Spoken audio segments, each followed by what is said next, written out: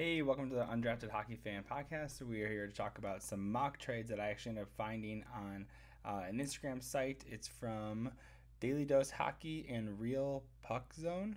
So they had some of their followers go over some deals. I don't have enough followers yet, but I'm excited to be able to go over some of these, and hopefully we'll be able to do a version of this for our own for some of my followers. So we're going to be going over some of these mock trades. So here we go. We'll start with the first one. So the first one is Capo Caco with a first round, two first rounders. Oh man, that's a big deal. Capo Caco first rounder in 2023, and also the first round pick that the Rangers got from the Dallas Stars for Patrick Kane, 50% retained. So if we go over to Patrick, let's go look at the big guy. Talk about Patrick Kane going. The Patrick Kane, clearly phenomenal player. Honestly, worth probably every bit of this 10.5 cap. He's been with the Chicago this whole time. He's made over $100 million, $110 million with this with the team, and so phenomenal. First overall draft pick from 2007. And he actually the one thing with this contract that Chicago has to go over is that Patrick Kane actually has a no movement clause, which means that he is not able to be traded, sent down to the minors, or let's see. Let me look at the definition again. So the definition I have up here is no movement clause means it cannot be waived, which means they can't be sent to the minor. So they can be waived, so they can't be open to having their contract picked up by another team. They cannot be assigned to the minors, and they cannot be traded without approval to the other teams that they're talking about. So he gets to choose exactly where he wants to go. So that's really great for him, but not so great for not so great for people who want him. So, but his deal is expiring at the end of the year, and I know that the Rangers are looking to make that big playoff push. They went to the Eastern Conference Finals last year, so they're looking to that final piece. It's going to end up setting them to the place where they need to go to win the Stanley Cup and really show that they can do it. They can go all the way. So I think that's going to be a great move by them. I have a hard time with a young prospect as well as two first rounders. It is Patrick Kane. That's the one thing I would say is that Patrick Kane he's going to produce. He does produce. He produces at a point per game levels for every year essentially. And he's clearly an elite player, an assistant captain. But I have a hard time with the two first rounders and the Capo. I could see, for me, what I would say, I think,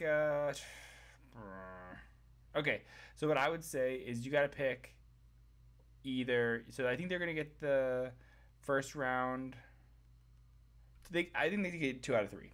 I think that the Rangers should, yeah. Or I think Chicago would absolutely do this. I mean, they want to move him and everything. There's the rumors of him going to New York as it is. I think for the Rangers, the problem is that you're only getting Patrick Kane until, so let's say they do this at the draft or at the trade deadline. Then you're only getting him for a couple months. You're going to only get him for the playoffs, which is what you want, but you really want to keep him long term. And so I guess I would say I'd say you would get a first for Capo Caco. All right, so you get Patrick Kane for 2 out of 3 of those. So a first round pick, or both first round picks, and without Capo.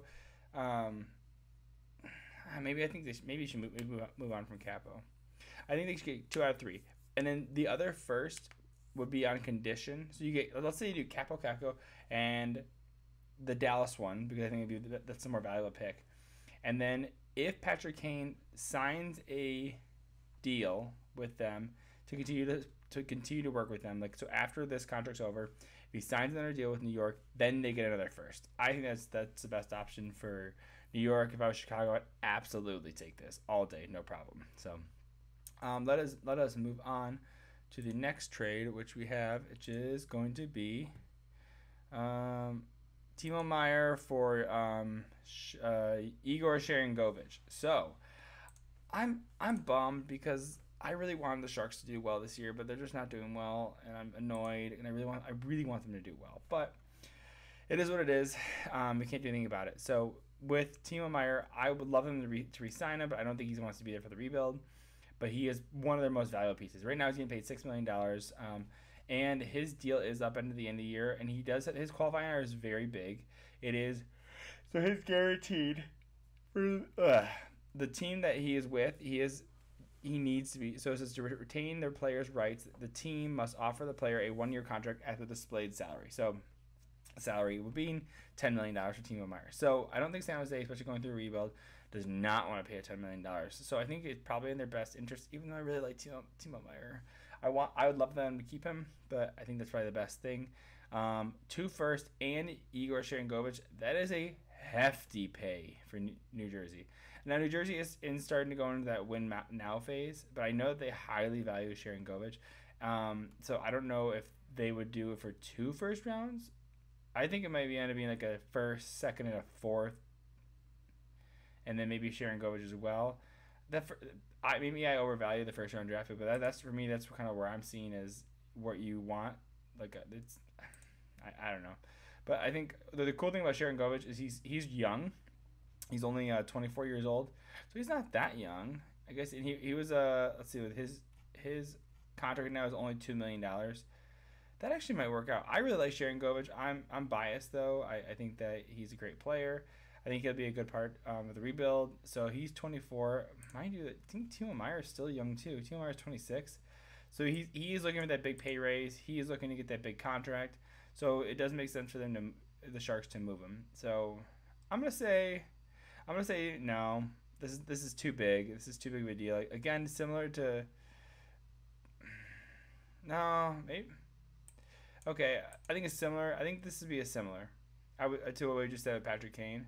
Now Patrick Kane does produce consistently, so but I would say for this one a similar saying, hey, Igor Sharangovich and a first, probably 2023, and then if he signs a multi-year contract, not a 1 year, a multi-year contract with the New Jersey Devils, I think that another first would go as well. I think that, or if you want to just cancel out the condition, I would just say a first, a second, and a third in Sharangovich. You can swap out a second for Sharangovich. You can do Sharangovich first and a third, I would say. So I think that's kind of where you would like to go with that, and it just makes sense. Also, Sharangovich is an RFA, so they will be able to have his rights.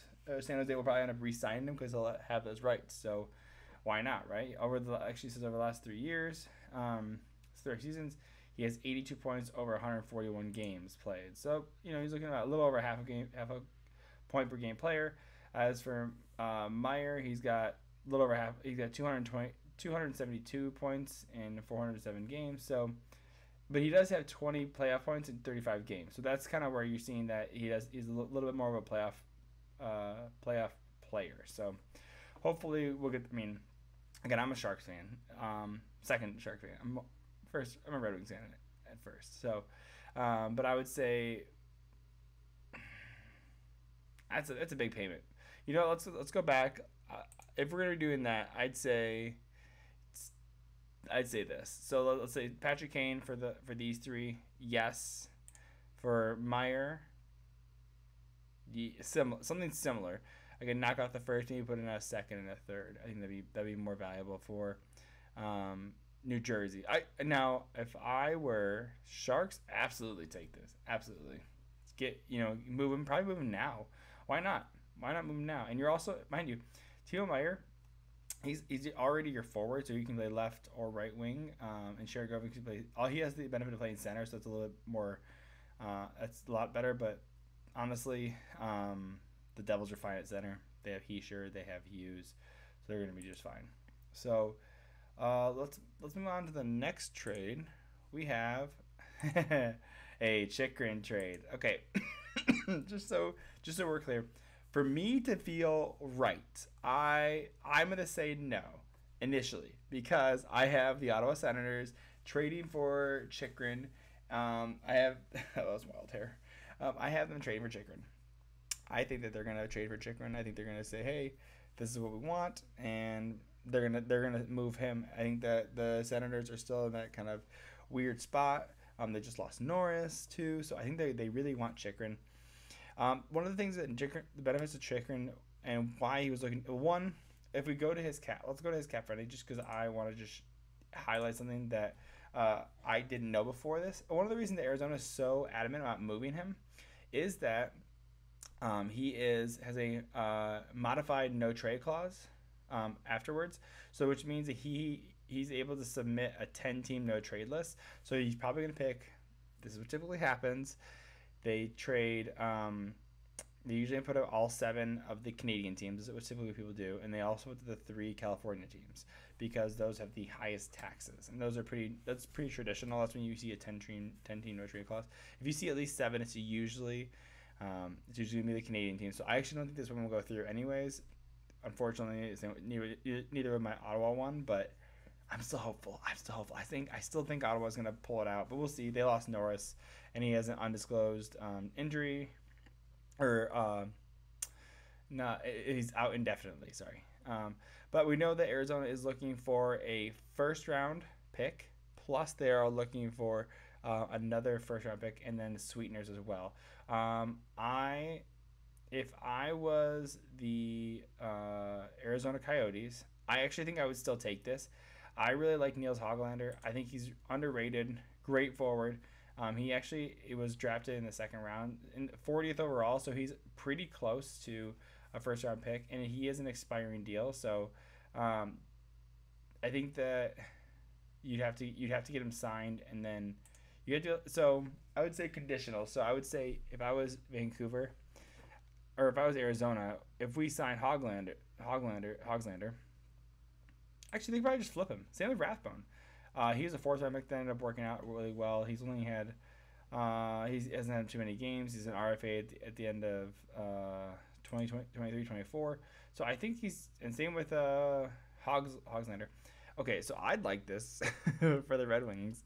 I think that this actually makes sense, and the reason I'm disagreeing with the Arizona getting the 2 firsts plus extra is because the Jacob Chikrin's cap hit was so desirable. So he is getting paid until 2024, 2025. So he gets this year and 2 years after this to be with the team, and he gets to his cap hit's really good for the type of player he is. He's a very good player. This is a very team friendly deal.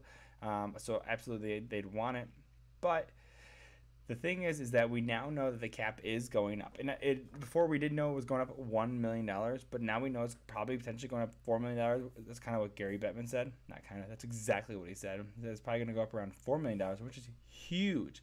Which right there, if you're a team looking to acquire Jacob Chikrin, so if you're looking at these two right here, Niels Hoglander and Jack Rathbone, if you see both those players, one is being 850, another is another 850. So call him a little under. Let's see. His cap hit, looking down here. So for Hogslander, you're looking at 891 and change, 850 for Rathbone. So you're looking at about a little over $1.5 million. Jacob Chikrin's about is 4.6. So you're looking about a $3 million difference. So right there, you're already seeing the cap raise with this trade. Vancouver has to do no other moves to move any cap. And right there, they already have their defenseman. Now, I think Jacob Chikrin would be a great second pair defenseman because you also have Quinn Hughes there. He's currently out on IR, I believe. But I would say this would work out best for both teams. So I'm saying deal in this one. Next one, Bo Horvat, going back to the Vancouver Canucks over here. We have Bo Horvat, a center, making. Let's go to his profile on Cap Friendly. He's a center. He is the captain of the Vancouver Canucks, drafted 9th overall. Great player. About 379 points in 583 games, over 9 seasons. So, and he is about 0.6 points per game in the playoffs as a center. So he's making $5.5 million. He is his deal does expire at the end of this year. And if you saw my other video, I did say that they are going to trade. I said Vancouver is going to trade Bo Horvat. I think that you have a locker room that there's Team Miller and there's Team Horvat. And I think because they locked in JT Miller at that big, massive contract, I think they're going to say, hey, nope, we want to keep him. We're going to move Horvat. Not uncommon. We saw that with Rangers. They traded McDonough. My bad. They traded McDonough. I mean, they've seen Shea Weber. I mean, his contract got moved, but we have seen captains move, and we're probably going to see Jonathan Toews move as well as captain. So I think that Bo Horvat would be a good piece for the Avalanche to pick up. I don't. So Sam Girard actually. So let's continue on with Bo Horvat. He is 27 years old, so he's looking to get that big money make. So I think that this actually works out well for the works out well for the Vancouver Canucks because they're currently up against the cap as it is, and they already signed their big player with JT Miller. So he's 27, going to be looking for a big payday. If we go to Samuel Girard, he's your defenseman. So he's 24. He actually, so Girard actually he's worth $5 million right now. He doesn't have a modified no trade clause until 24-25. So they have this year and the next year before they have to even make a move to move him. I think for Bo Horvat, he's a good player. I mean, he's about, like I said, he's probably about I looked up his stats. He's got a .75 points per game. So like a point and a half every 3 games. Let's call it every 2 games. Sorry. So he's a decent player. He's a good player. I mean, he is a good player. He's going to be looking to get this bag. And Horvat, I would say for Vancouver, I would take this. I think Samuel Girard is a great player. And he'd be able to keep him around for a while. Good pick, I think. But if I was Avalanche, because I know they're looking at him or looking at him Taves. I think I would probably take Horvat over Taves. I don't know. Taves had a great. If you haven't seen the clip of him, he's doing really well. He's gotten like 9 points in like 11 games. So he is getting back to old Taves. But mind you, this is a player that took a full year off. So being able to get back to that elite status. That's one of the reasons he didn't take the last. So I think it was 2020. He took that whole year off, and so the next year he kind of slugged. He wasn't the same player. Understandably, he had a whole year off. It's just when you're not playing at that top level consistently, ends up being problematic. And so I think he's not. We're not going to see the same Taves, but we are going to see something similar.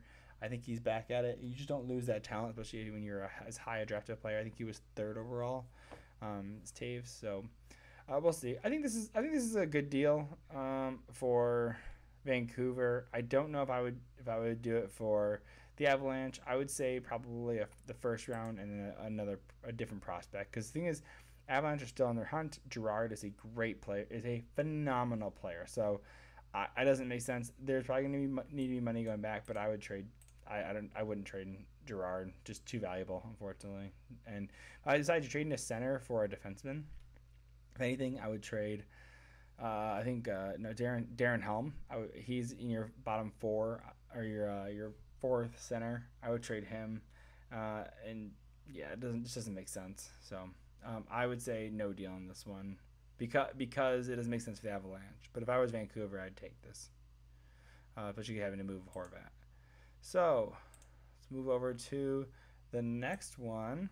We have, like we were just talking about, Jonathan Toews for Alex Newhook, Oscar Olausson, and a 1st-round draft pick. So to me, that's even more expensive, and 50% retained. So let's kind of go over what we're seeing here, comparison to the Bo Horvat. If you took out Oscar Olausson, in my opinion, he's a right wing. He's a 2021. It was a 1st-round draft. 2021 1st-round draft. So he's a prospect. He's your prospect. But essentially, Olausson or Olausson, whatever, I can't say his last name.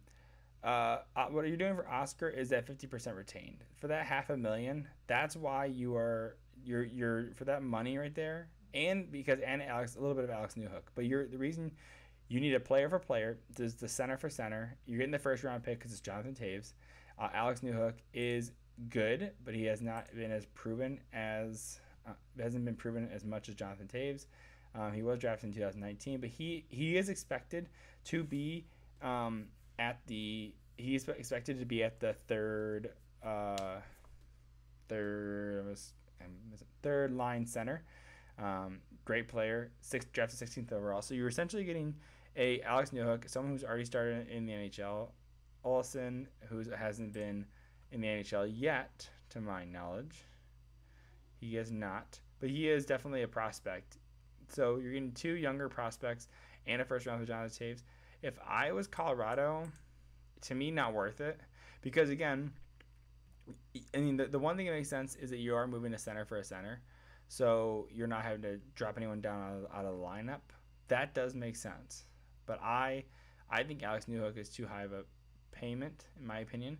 I think Alex is going to be too good coming into the season. So he has 38 points in 87 games. So again, he's still fresh, which is so you're kind of you're betting the farm on Jonathan Taves. Now, I would say if you can get that Jonathan Taves and get him to come back on another year, I think that's going to be good. I think that'd be better because you can probably get him a lot cheaper. You're not getting him at 10.5 again. He's not going to get another 10.5 contract. So I would say this one kind of makes sense, but it's a high pay. This is where I'm still learning. I'm still learning on how to. I'm still learning on what makes sense when you're trading at the trade deadline. I think majority of trades are overpayments because you're getting this player just for the playoffs. I don't know if you know this. 16 teams play for the playoffs for that Stanley Cup, and so to me, I think that's a big payment. I'd have a hard time trading Alex. I don't care for this prospect. He's unproven, right? Drafted later, I believe. Let's see. Yeah, 28th. He was drafted 28th overall in 2021. So, I don't like it. I would not do it. Man, I'm just turning down all the deals. To me, they're just crazy. Like some of these ones, I'm like, really? You're gonna do that? Oh, that doesn't look like fun. So, I would say no. By the way, I just want to reiterate that we are using these drafts are coming from the followers of Daily Dose Hockey and Real Puck Zone. Again, I'm going to link their Instagrams and this post in the description below so that people have access to that. So if they want to put their comments on these as well, please do that for these two hockey pages. I don't have an Instagram yet for my page, but I'm just trying to figure out what makes sense and what to juggle. So let's move on to the next one. We have Vladimir Tarasenko for second, and a third. I'm going to say, and with 25% retained. I am going to say, so if we look at the type of players that have been traded for 2 second rounders or a second and a third, we're looking at, so the guy on the call, so we have Devin Taves, defenseman, of course. So he was traded for 2 second rounds to the Avalanche. Great deal for the Avalanche. And that was at an extended contract, I believe, too. If we're looking at another one, I believe it was a second and a third. Maybe it was a third and a fourth. Who went over there? Let me look that up. So yeah, so we had Devin Taves was traded for 2 second rounders, and then immediately the Avalanche signed him to Joe Saga signed him to a deal. So. But for the Tarasenko for 25% retained, I think for the 2 second rounders and the third. So really what you're doing, I think Tarasenko is actually a better player than Taves. Different positions, of course. I think Tarasenko, he's just a better player. So I would say the 2 second rounders, that would make sense. I think you would need to throw in for the 25% retained for the third round. That makes sense. I would say, yeah, let's do this trade. Because the thing is Tarasenko also is going to be, he has a no trade. Ooh, I would say yes. I'd say deal on this one, first off. But he does have a no trade clause, okay, as we reviewed already before. That means you're not going to be traded, you can't be moved, you can be waived, and you can't be assigned to the minors. So he does get a little bit of a choice. I think that Tarasenko will actually bring a lot of value because he's a point scorer. He has a ton of points, 533 points in 615 games, and he also has 60 points in 90 playoff games. He is 31, so a little bit older, will fit in with an older New York Islanders team. To be honest, but I think that'd be a good trade. I think this is I'd say deal on this one. Makes sense for both parties. I think the Blues are they're starting to they're guys that are older are definitely older, and their guys that are younger are definitely younger. You're looking at O'Reilly. Letty's a little bit older, and they just signed him to a longer term deal, of course, though. But I think that the Blues are looking to kind of revamp, in my opinion. I think they just signed Thomas, and who else did they just sign? Thomas and Roberts. They signed two young prospects, young guys to 8-year deals, almost identical deals, I believe. So I think that makes sense to move Tarasenko and get him to a place where he wants to play and where he can score and he can play on a top line. So I'd say deal on this one. We have Patrick Kane to Calgary for Milan Lucic, Jacob Petitier, Connor Zary, and a first round in 2023. I'm gonna say no. The reason I would say the reason that the Calgary says no is you're looking. I think it's too high for Calgary. I think if you're gonna get, I think you can get. I think you're dumping Lucic. Okay, you're sending over a prospect, and then you're sending over a first rounder. I think that's fine. 2 first rounders for Kane is fine. I think a third good prospect doesn't make sense. So you pick either one of the prospects, or both of them. That's fine, and then Calgary can keep the first round. I think you pick 2 of 3 of Petier, Zari, or the first rounder, and then you send over Lucic as well. Since Chicago is retaining 50%, I mean you could throw in maybe a second or a third, probably a second because it's a pretty a lot of money.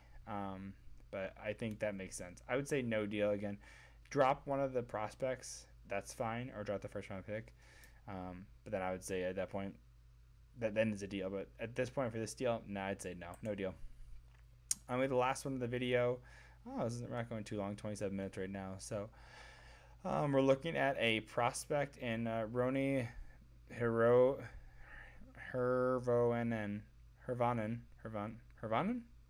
Let's go with that. And a second round pick to the San Jose Sharks for James Reimer. Now, actually, I do have my phone for this one because I wanted to bring this up. He actually, the funny thing about the James Reimer, and this is, mind you, we're recording this November 11th? Yeah, November 5th, sorry. November 5th. And I'm looking right now. Actually, it's a stat that Real Puck, so again, we were talking about this, the people who did this, Real Puck Zone. They screenshotted this from JFresh. If you don't know JFresh Hockey on Twitter or any of those, phenomenal, great data. He works for Top Down Data or Top Down Hockey. Great follow. I don't pay for it, but I'm actually thinking about starting to pay for it because he has so much information in there. But right now, in the goals saved above expected, you have, mind you, okay, let's talk about James Reimer first before we talk about, actually, no, I'll just tell you. Goals saved above expected.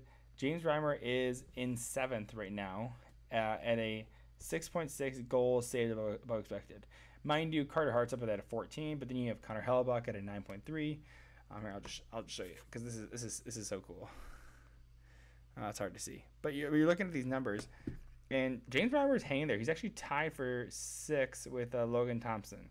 So I think that's a great deal for because the thing is I mean, Toronto will take any goal. I mean, they're familiar with James Reimer because they used to have James Reimer on their team.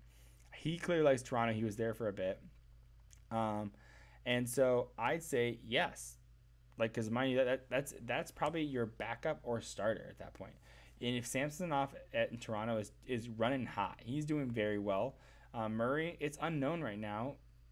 Surprise, he's injured. And then you have Jacob Woll. You have Shelgren as well. They're just not performing to where they need to be. So I'm gonna say, yeah, this is absolutely a deal. I don't even know who this prospect is. Let's look at this prospect quick. He is a second rounder, a late second rounder. He's the 59th overall. He is recently signed, but he's a prospect. So I'm gonna say yes. I'm gonna say yes because also James Reimer's deal is up at the end of this year, and he has a modified no trade clause. No trade clause, so he has a 5-team no trade list. So there's only 5 teams, and I don't think that Toronto would be on that. I think that he would absolutely go to Toronto. I don't think he wants to go to a place where he's not going to play. I think maybe Ottawa's going to be one of those, based on right now. I don't know if they want to go to Winnipeg. I think where he wants to be is where he's going to be valued. And I think that Toronto is going to be valued. I think that most goalies would be any starting or previously starting goalie would be valued in Toronto. So I'm going to say deal this one. I like it. So, so my bad. Anyways, so that was the episode going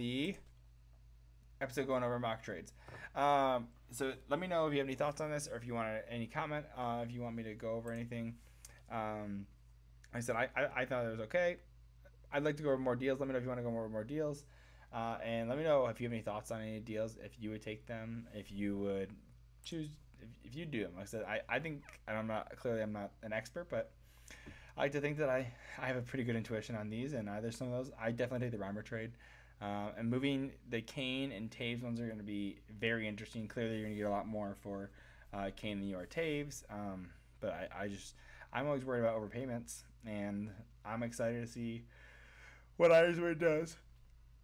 I'm excited to see what Eisman does this year, because I always like seeing his trades. So let me know what your thoughts are. Like and subscribe. Let me know what let me know what I can do better or what you want to hear. And love you.